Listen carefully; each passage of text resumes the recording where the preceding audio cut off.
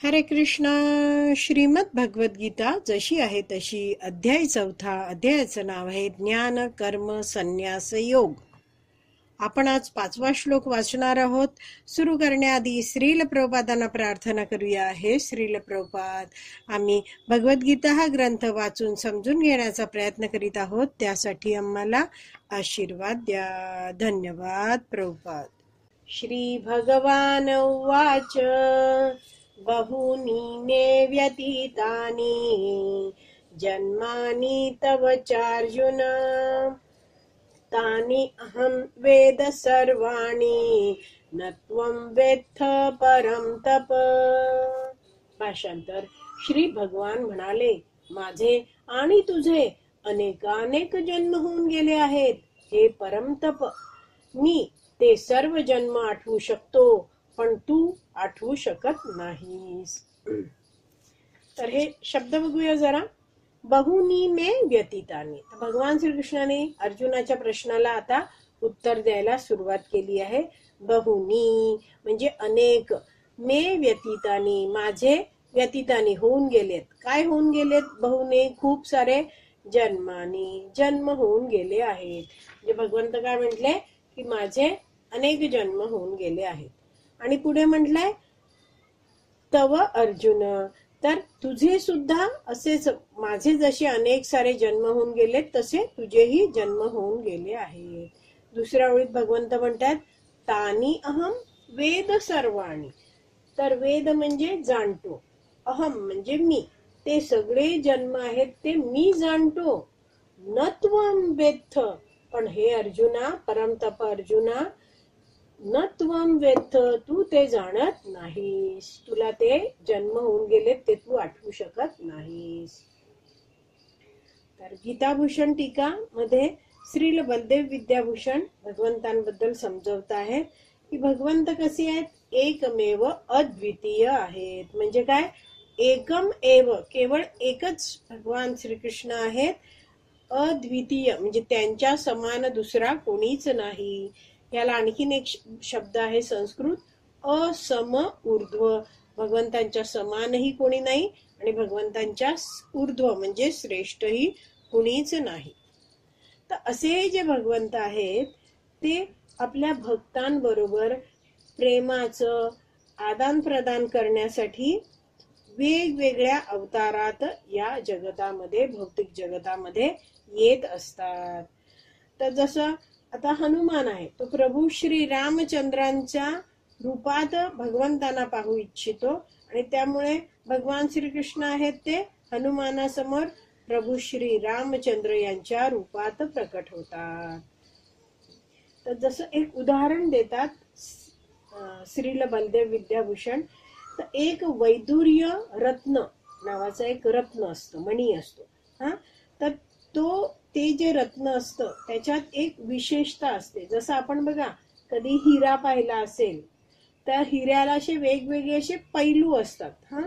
तसंच हा जो रत्न असतो त्यालाही वेगवेगळे असे पैलू असतात. वेगवेगळ्या कोनातनं जर आपण हा हिरा पाहिला असं हलवून हलवून हलवून, तर त्याच्यातनं अनेक सारे, म्हणजे तो वेगवेगळ्या कोनातनं ते रत्न आहे ते आपल्याला वेगवेगळ्या रंगाचं दिसतं, पण मूळ वैदुर्य रत्न आहे ते एकच आहे. त्याचं मूळ स्वरूप एकच आहे. तसंच भगवंत काय आहेत? एकच आहेत भगवान श्रीकृष्ण, पण वेगवेगळ्या भक्तांच्या प्रेमाचे आदान प्रदान करण्यासाठी भगवंत विविध अवतारात प्रकट होतात. तर श्रील बलदेव विद्याभूषण म्हणतात की भगवान श्रीकृष्णांनी आपल्या अशाच एका रूपातून, अवतारातून सूर्यदेवाला हे भगवद्गीतेचं ज्ञान दिलं होतं. तर भगवान श्रीकृष्ण अर्जुनाला म्हणतात की माझे अनेक जन्म होऊन गेले आहेत आणि तू माझा मित्र आहेस म्हणून तुझेही अनेक जन्म होऊन गेले आहेत, परंतु ते जन्म तू आठवू शकणार नाहीस. का? कारण तुझे ज्ञान आहे ते काय आहे? आता मी माझ्या अचिंत्य शक्तीने झाकलेले आहे. तर भगवंतांना ही लीला करायची आहे. अर्जुनाच्या माध्यमातून आपल्या सगळ्यांना भगवद्गीता द्यायची आहे. तर त्या लीला करण्याच्या हेतूने ह्याला म्हटलं जातं लीला संपादन हेतू. तर या लीला करण्याच्या हेतूने भगवंतानी काय केलं आहे, अर्जुनाचं जे ज्ञान आहे ते झाकून टाकलेलं आहे. आणि आपण भगवंतांविषयी जाणून घेतलं पाहिजे की भगवंत हे आपल्या सगळ्यांच्या कल्याणार्थ सगळं ज्ञान देत आहेत अर्जुनाला माध्यम बनून. आणि अर्जुन कसा आहे, हा सामान्य व्यक्ती नाहीये, तो भगवंतांचा मित्र आहे. आणि तो इतका दिव्य स्तरावर आहे, भगवंतांचा तो पार्षद आहे की त्याच्यासारख्याच ज्ञान आहे ते कधीच आवृत्त होत नाही. जसं आपण पण सगळे जीवात्मे आहोत, भगवंतांचेच अंश आहोत, पण या भौतिक जगतात आलो आहोत तर भगवंतांबद्दलचा आपला जो संबंध आहे हे ज्ञान आपण विसरलोय. पण अर्जुन हा भगवंतांचा पार्षद आहे तर तो हे ज्ञान कधीच विसरू शकत नाही. पण भगवंतांनी आपली जी शक्ती आहे, अचिंत्य शक्ती, याद्वारे ही लीला पार पाडण्यासाठी अर्जुनाला भगवद्गीतेच्या सुरुवातीला युद्ध सुरू होण्याच्या आधी गोंधळात टाकलं, जेणेकरून अर्जुन अनेक कारण देईल, युद्धाला नकार देईल, भगवंतांना मग शरणागत होईल आणि भगवंत त्याला हे भगवद्गीतेचा उपदेश करतील, जेणेकरून आपण जे पुढच्या पिढीतले सगळे मानव आहोत त्यांना हे ज्ञान मिळेल आणि आपण सगळे आपलं कल्याण करू शकू. म्हणून जाणलं पाहिजे की अर्जुनाचं हे जे ज्ञान आहे, अर्जुन हा भगवंतांचा पार्षद आहे, त्यामुळे भगवंत कोण आहेत हे त्याला पूर्णपणे माहिती आहे. पण ते ज्ञान आता भगवंतांनी झाकून टाकलंय आणि जेव्हा वेळ येईल, योग्य समय येईल, तेव्हा भगवंतांच्या दैवी कृपेनेच अर्जुनाला सगळं काही नीटपणे आठवणार आहे. तर श्रील बलदेव विद्याभूषण समजवताना म्हणत आहेत की भगवंत या श्लोकात म्हणत आहेत की मला सगळं हे सगळे जन्म मी आठवू शकतो. का बरं? कारण भगवंत कसे आहेत, सर्वज्ञ आहेत. तर भगवंतांचा जन्म होतो हे सत्य आहे. का बरं आपण म्हणतो आहे? कारण या श्लोकातच भगवंत म्हटले ना की माझे आणि तुझे अनेक जन्म होऊन गेले. पण आपण आधीच म्हणजे आपण हे जाणतोय की भगवंतांचे जन्म कसं आहे. आपण पुढे भगवंत स्वतःविषयी सांगणार आहेत. 4.9 हा अतिशय प्रसिद्ध श्लोक आहे. आपण अनेकदा याच्यावर चर्चा केली आहे. जन्म कर्म च मे दिव्यम. तर असे भगवंत आहेत, त्यांचा जन्म आहे, अवतरित होणं आहे ते दिव्य आहे. तर अर्जुनाचं उदाहरण घेऊन भगवंत म्हणतायत की तुझे अनेक जन्म झाले आहेत. तर अर्जुन आहे तो काय आहे, भगवंतांचा पार्षद आहे आणि त्यामुळे विविध लीलांमध्ये भगवंतांबरोबर तोही उपस्थित होता. पण भगवंत या जगतात येतात आणि आपण आपल्यासारखे जीव या जगतात येतात, यात फरक आहे. भगवंत जे या जगतात येत आहेत, तिथे म्हटलंय जन्म घेत आहेत, तरी भगवंत कसे आहेत, शाश्वत आहेत, अविकारी आहेत, अव्यय आहेत. म्हणजे काय, आपल्या शरीरामध्ये विविध बदल होतात. आपण काही काळाने म्हातारे होतो, रोगग्रस्त होतो. असं भगवंतांच्या बाबतीत काहीच परिणाम होत नाही. त्यांचा देह कसा आहे, दिव्य आहे. आपण सगळे या जगतात जन्म घेतो, हे कसं आहे, आपल्या पूर्व कर्मानुसार आणि इच्छानुसार आपल्याला या जगतात जन्म घ्यावा लागतो. कर्म बंधनामुळे आपण या जगतात येतो. पण भगवंत काय आहेत, स्वराट आहेत, स्वतंत्र आहेत. ते कधीही कुठेही प्रकट होऊ शकतात. आपले माता पिता ते निवडू शकतात. त्यांना कर्मबंधन वगैरे काही लागत नाहीत. तर असे जे भगवंत आहेत त्यांचा जन्माबद्दल इथे चर्चा आहे. पण असा भगवंतांचा जन्म कसा आहे, दिव्य आहे. त्यांची कार्य पण दिव्य आहेत. तर तात्पर्य वाचूया. ब्रह्मसंहितेमध्ये 5.33 मध्ये आपल्याला भगवंतांच्या अनंत अवतारांची माहिती मिळते. त्या सांगण्यात आले आहे की अद्वैतम अच्युतम अनादिम अनंत रूपम आद्यं पुराण पुरुषं नवयौवनं च वेदेषु दुर्लभम अदुर्लभम आत्मभक्तो गोविंदम आदि पुरुषं तमहं भजामि. मी आदि पुरुष श्री गोविंदांना म्हणजे श्री कृष्णांना प्रणाम करतो, जे अद्वैत, अच्युत आणि अनादी आहेत. जरी ते अनंत रूपांमध्ये विस्तारित झाले असले तरीही तेच पुरातन, आद्य पुरुष आणि नित्य नवयौवन संपन्न आहेत. भगवंतांची अशी सच्चिदानंद रूपे श्रेष्ठ वैदिक विद्वान जाणतात, पण विशुद्ध अनन्य भक्तांना त्यांचे नेहमी दर्शन होते.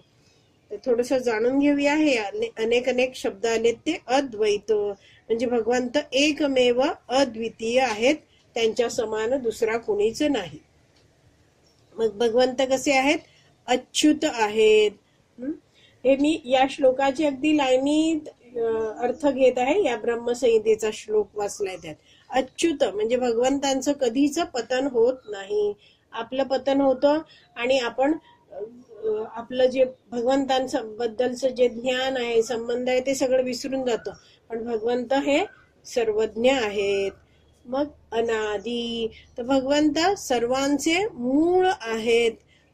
त्यांच्या आधी कोणीच नाही. अनादी, त्यांच्या आधी कोणीच नाही. अनंत, अंतरहित, अमर्यादित असे भगवंत आहेत.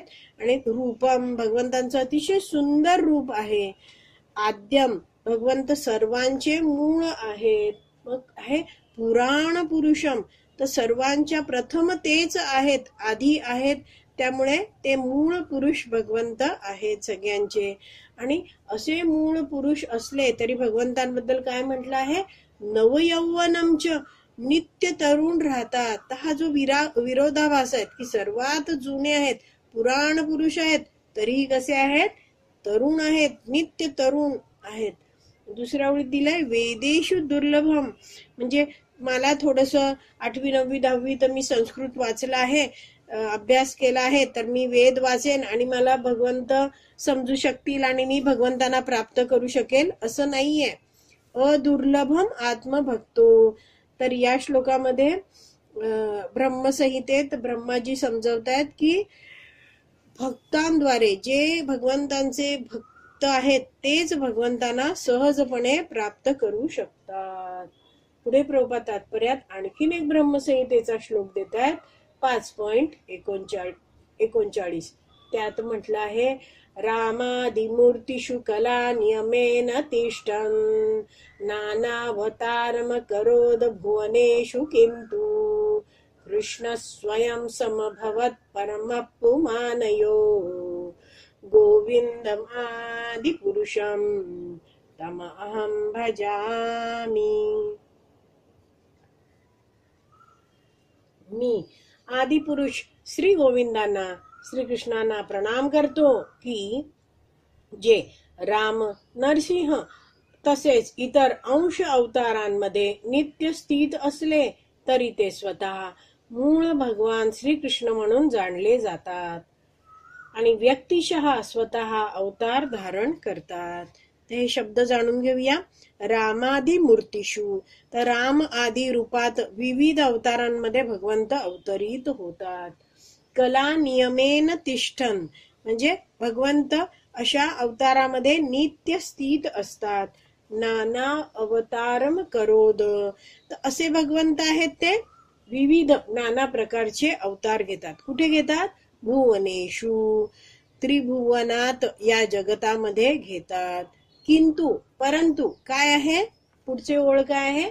कृष्ण स्वयं समभवन परम पुमान, म्हणजे जरी भगवान श्रीकृष्ण हे वेगवेगळे अवतार घेत असले या त्रिभुवनात, तरीही श्रीकृष्ण स्वयं हे कोण आहेत? भगवान आहेत.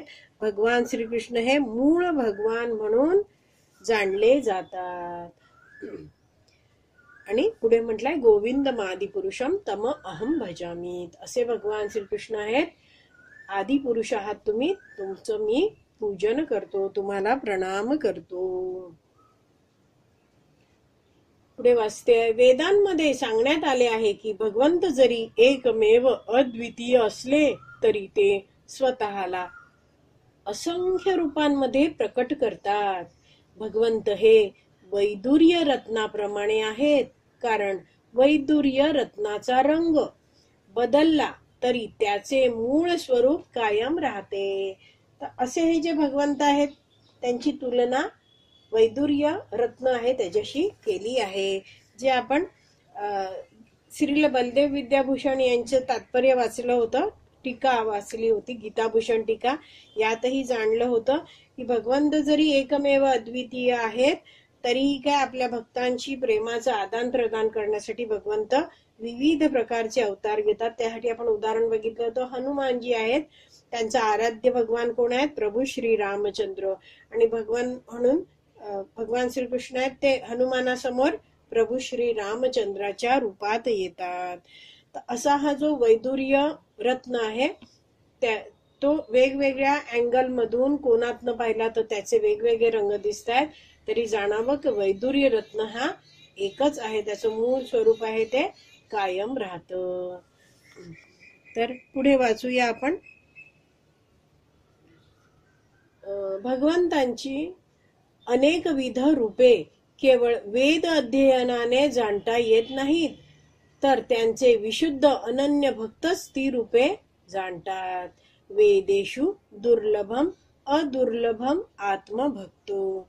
तर याविषयी प्रभुपाद समजवत आहेत की नुसतं एखादा माणूस आहे, वेद वाचतो आहे, पण कितीही वेद वाचले पण भगवंतांविषयी त्याच्या मनात काही प्रेम निर्माण झालं नाही, तो भगवंतांची भक्ती करायला लागला नाही, भक्तच बनला नाही, तर तो भगवंतांना समजू शकणार आहे का?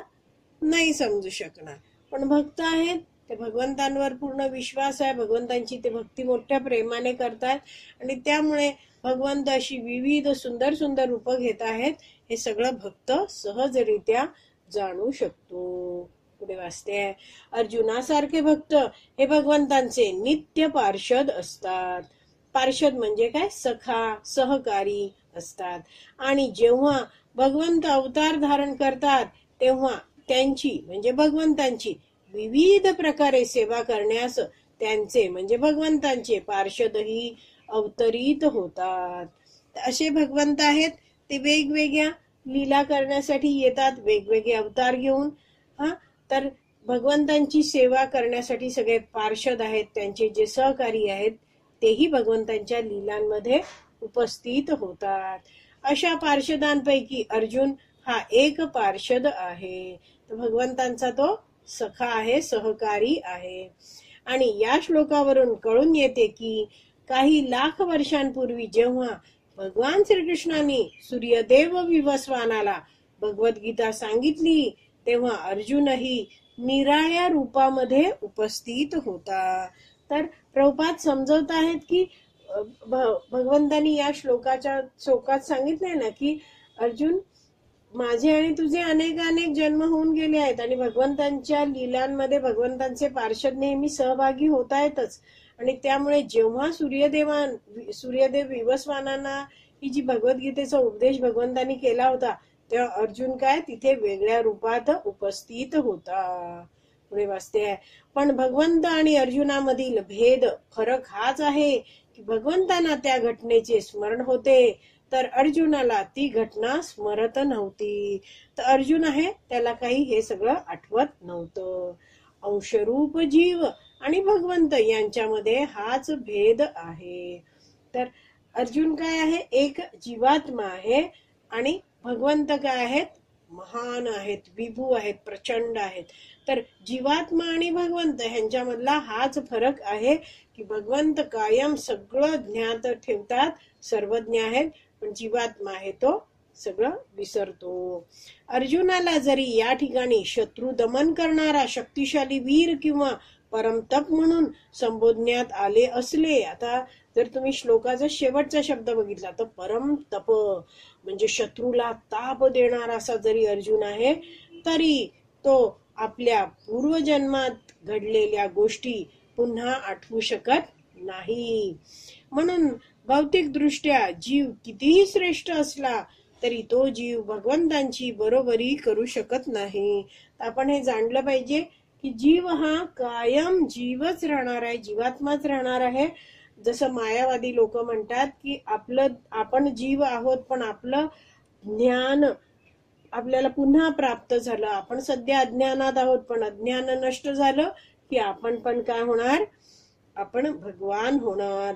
तर हे म्हणणं काय अतिशय चुकीचं आहे. म्हणून आपण जाणलं पाहिजे की भौतिक दृष्ट्या आपण किती श्रेष्ठ झालो, खूप पैसा मिळवला, काही केलं, तरी आपण भगवंतांची बरोबरी करू शकत नाही. पुढे वाचते, जो भगवंतांचा नित्य पार्षद असतो तो निश्चितच मुक्त जीव असतो.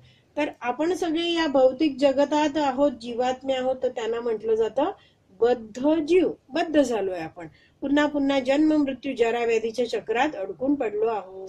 पण भगवंतांचे जे नित्य पार्षद असतात, नित्य सहकारी असतात, जे भगवंतांबरोबर भगवंतांच्या धामात नित्य निवास करत असतात, भगवंतांच्या लीलामध्ये भगवंतांच्या आदेशावरून ते सहभागी पण होत असतात, तर असे जे भगवंतांचे नित्य पार्षद आहेत ते त्यांना म्हटलं जातं मुक्त जीव.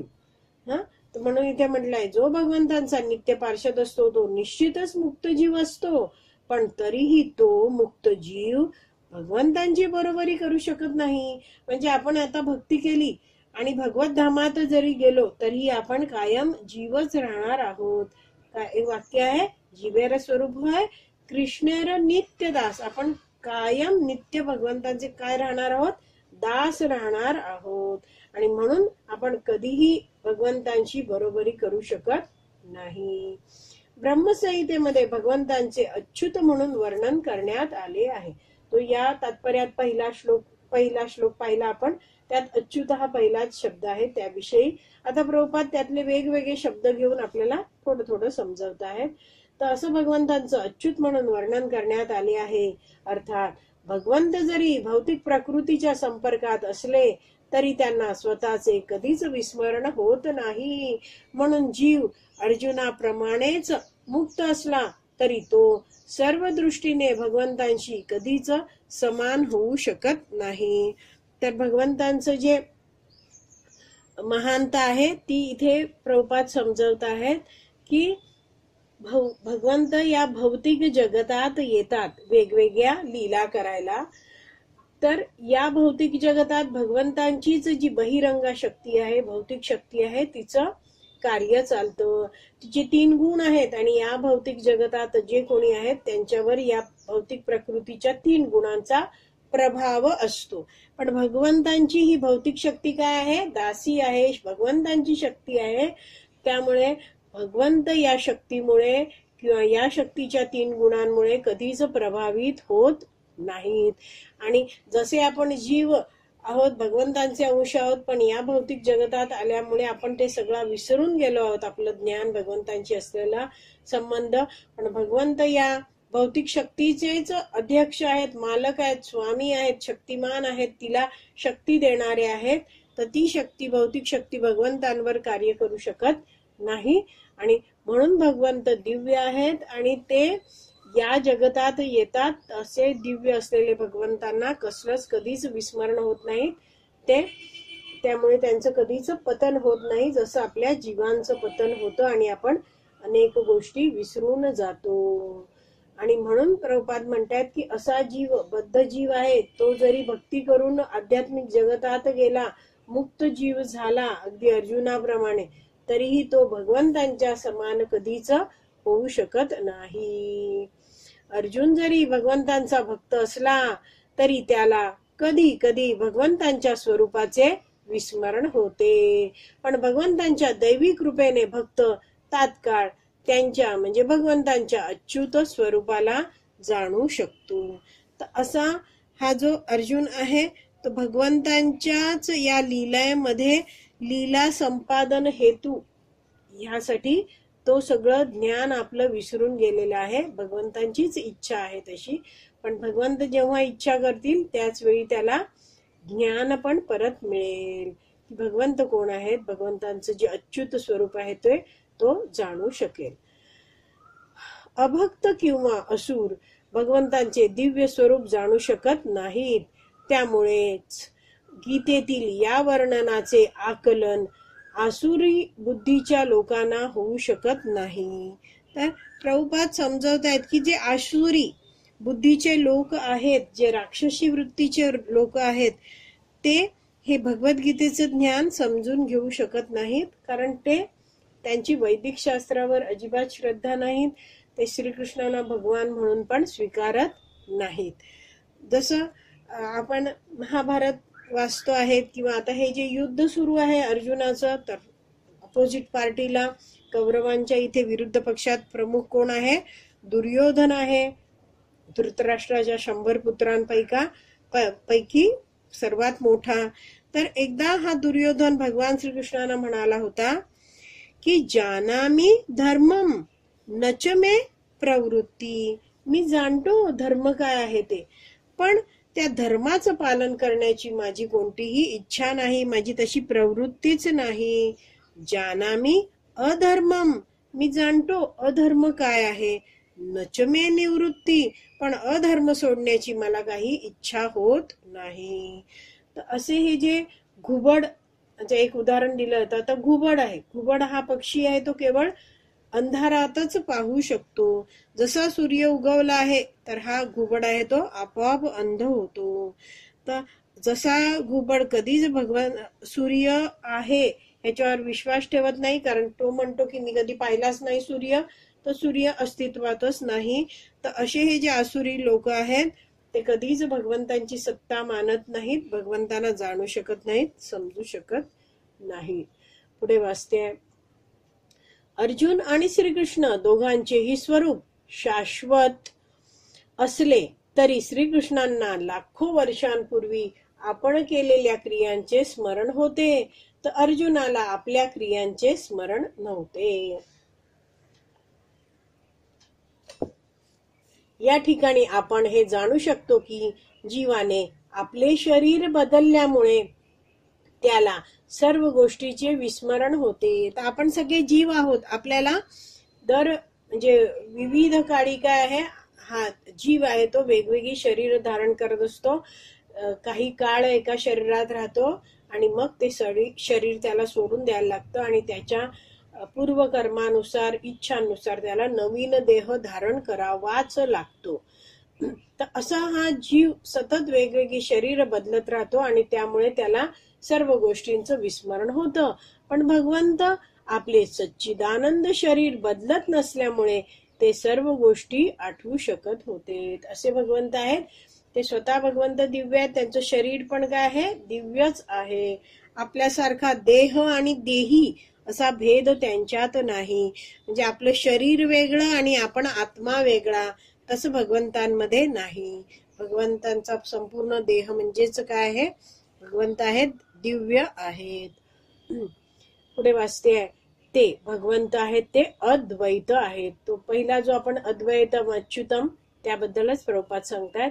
अद्वैत आहेत अर्थात त्यांचे शरीर आणि त्यांचे स्वतःचे स्वरूप यांमध्ये काहीही भेद नाही.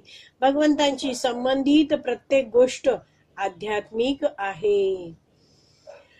म्हणजे भगवंतांचं नाम, रूप, गुण, लीला सगळं काही भगवंतांचं दिव्य आहे, आध्यात्मिक आहे. पण बद्ध जीव आपल्या भौतिक देहापासून भिन्न आहे. आपला देह आणि आपण म्हणजे आत्मा वेगवेगळे आहोत.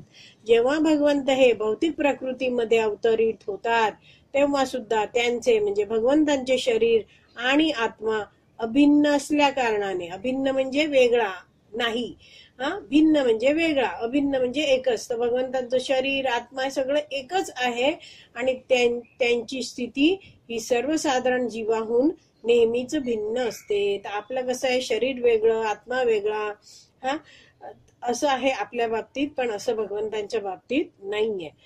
भगवंतांचे हे दिव्य स्वरूप असुर जाणू शकत नाहीत. असे भगवंत आहेत, त्यांच्यामध्ये हे सगळे गुण आहेत, हे असुर काही जाणू शकत नाहीत. या दिव्य स्वरूपाचे वर्णन स्वतः भगवंतांनी पुढील श्लोकामध्ये केलेले आहे. तर भक्त भगवंतांना जाणू शकतो का? कारण भक्त आहे तो भगवंतांना शरणागत असतो आणि भगवंतांविषयी भक्त अधिकृत गुरु शिष्य परंपरेतून वैदिक शास्त्रातलं ज्ञान घेऊन शिकतो आहे आणि त्याचा भगवंतांवर पूर्ण विश्वास आणि श्रद्धा आहे. तर आपला हा 5वा श्लोक वाचून पूर्ण झाला आहे. आज इथेच विराम देऊया. श्रीमद् भगवद गीता की जय. श्रील प्रभुपाद की जय. हरी बोल.